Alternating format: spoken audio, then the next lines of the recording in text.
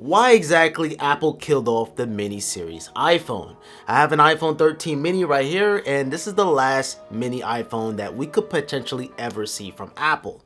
If you watch any review of the 13 mini, the tech community absolutely praise the mini iPhone on how adorable it is, and it's a throwback to the Steve Jobs era with one-handed use. I can absolutely stand by the iPhone mini. It's a great phone. You have the same A15 Bionic chip. You have the same amazing cameras that is found on the larger iPhone 13, which is a massive 5.4-inch display. Put it in retro perspective, the iPhone Plus models, whether it's the iPhone 8 Plus, 7 Plus, 6 Plus, it has a 5.5-inch 1080p display. Essentially, the mini phone is a plus size screen, but in a smaller, compact size. And honestly, I predicted that this was gonna be the best selling iPhone, but I was wrong. The iPhone 15 Pro Max is a 6.7-inch display. Going from this to this is a big difference. Yes, you have the titanium finish, which is going to equal out to be a lighter phone, but the mini is still lighter than the Pro model phones. And I'm going to put this on the scale, but I just feel like I'm not holding nothing with the mini. But I never had this as my actual primary device, and going back to 2020 with the whole pandemic, I wish I would have had the iPhone 12 mini. I was so close to picking it, but there was reasons why I didn't want to go with it. I do want that telephoto lens to be able to zoom in while keeping the quality intact. I actually use Apple ProRes and Apple ProRAW. ProMotion is lacking here. After seeing it on the Pro Series phones, it's hard to go back to a display without ProMotion. Other than ProMotion and the extra camera lens and Apple ProRAW and ProRes, you still have cinematic mode. You still have portrait mode. You still have the ultra wide. A lot of people care about the ultra wide compared to just the telephoto. To be able to zoom in optically instead of digital, it makes a difference for me, but for the average consumer, it's not going to be all that necessary. I brought this on Amazon renewed, and I also wanted to show you guys what it's like buying on Amazon just as a bonus. And the quality was in pristine condition.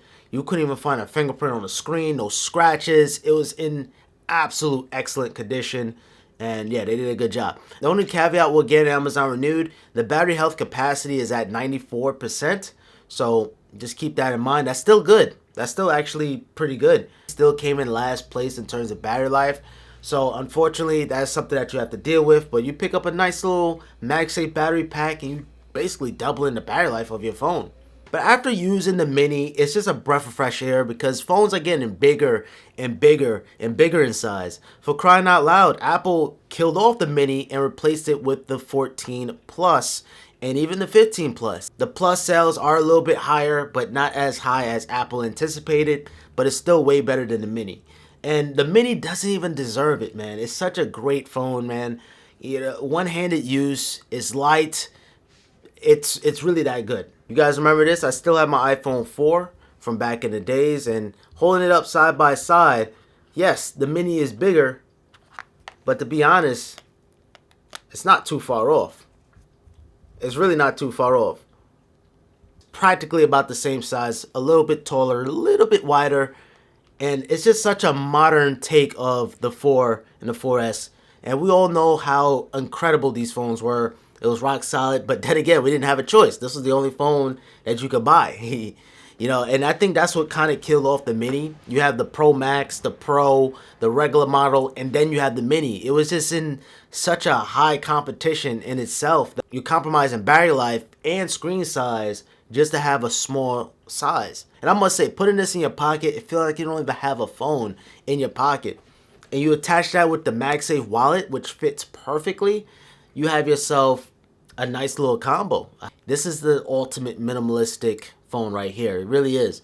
Comparing that to a 15 Pro Max, you're gonna notice that's in your pocket because of the huge volume or the huge size of the phone. And it's sad to see. It's sad to see that the mini flopped so hard, but it's understandable because people don't want a small phone. People want the biggest phone ever. And the standard series is for people who wants an iPhone with the cutting edge features, but not cutting edge price. And the regular models are for the people who want the cutting edge feature. You still have the flagship processor, flagship camera, but it's not the best is still enough to get you by, sub under $1,000. And I thought the mini was going to be a home run for Apple, but unfortunately, this is society, just the society and just the people. They don't care for small phones. I thought of a solution. This should be the iPhone SE. The iPhone 13 mini should be an iPhone SE, and it's perfect. First and foremost, the name, iPhone SE, iPhone Small Edition. This is a mini, small edition. And number two, it is definitely time for a redesign for the SE lineup. Currently, we still have that iPhone 8 design, or should I say iPhone 6 design, with that home button, the 4.7-inch display. You know, and I know a lot of people out there, they still like the home button. I just recently brought an SE for my grandma. She don't even know how to use the no home button thing. She wanted to keep it simple. She's not ready for the change yet. So I could understand why some people would want to get an iPhone SE. And at that point, Apple should just make an iPhone Classic Edition. Why not? Just call it iPhone. Or iPhone Classic Edition. Or iPhone CE. iPhone CE. Classic Edition. You know, give it the A15 chip, but don't touch it for a little while, and then have the SE become the iPhone mini that we know and love. And in terms of the pricing for all these iPhones that I just mentioned, the iPhone Classic Edition should cost maybe $200, but I know Apple's not going to do that, so they're probably going to price it at $300, $299. I think that's a fair price for a Classic Edition iPhone, $300. And then make the SE $500 because you have Face ID, you have night mode, you have, it's more expensive components here too as well. So I understand the $200 price increase. Or even so, it would be better if they just price it at $400. But I'm just trying to make it realistic with the Apple tax and everything. And then at that point, you start to dip into Apple's flagship. So in this case, we have the iPhone 15 series. And I think that would just make the most sense because now you cater an iPhone for somewhat everyone. If you want a home button, you have that option.